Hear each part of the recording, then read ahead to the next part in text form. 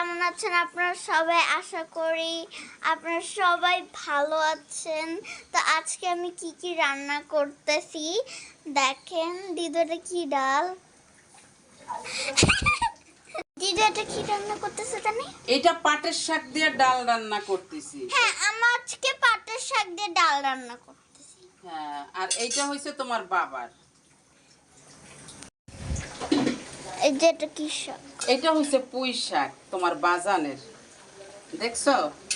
এই দুইটাই আমি রান্না করছি, দিদু বাস লাড়াচাড়া করে দিচ্ছে। হ্যাঁ, সত্যি কথা, সবাই জানে এই কথাটা, বুঝছো দাদা? হ্যাঁ,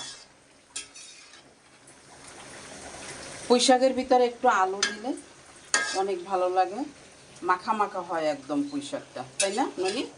হ্যাঁ। আর আমার আব্দুলের যে কি পছন্দ, আল্লাহ রে আল্লাহ, ওরে আমি 3 বেলা দেব, 3 বেলাই খাবে। দেখো কত পুঁই শাক, এত পুঁই শাক কেউ রান্না করো তোমরা বলো?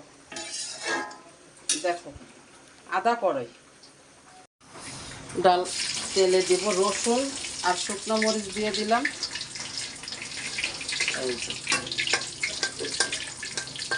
এটা একটু ভালো করে ভাজা নেব। পাটের শাকগুলি অনেক জালি জালি।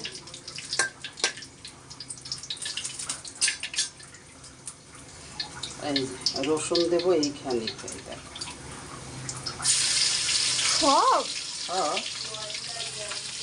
রসুন রসুন পেঁয়াজ সুন্দর করে ভাজে নেব।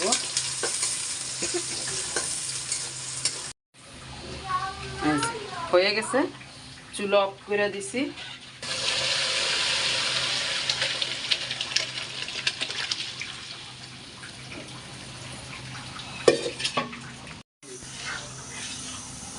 এবার দেব ডালের আসল জিনিস, একটা দুইটা থাকুক, এখনো ডাইলের সাথে মিক্স হোক।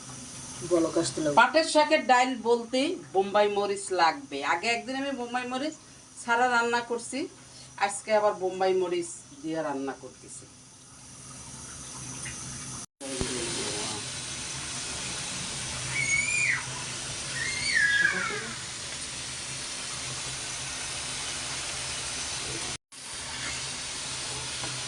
আজকে বেশি পাতলা করব না, ঘন করব।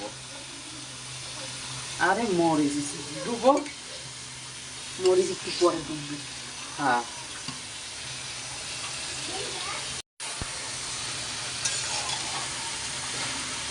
সব ভিটামিন খাওয়াবো তো বয়সকে, সব।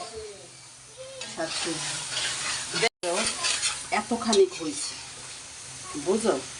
ডাটাও হয়েছে, শাক হয়েছে। তবে এই জায়গার পুঁই শাক গেলে অনেক স্বাদ, মিষ্টি লাগে, মিষ্টি লাগে। আর এই ডাঁটা গেলে চাবাইলে আঠা আঠা লাগে এই জায়গাতে। এই জন্যই আমি কালকে বেশি করে আব্দুল দেয় শাক দেখে দাঁড়াই রয়েছে, চল তোরে শাক খাওয়াই আজকে। হয়ে গেছে আনারকলি, পাটের শাকের ডাল আমার হয়ে গেছে। এখন আমি নামাবো, চুলা অফ। বিসমিল্লাহ।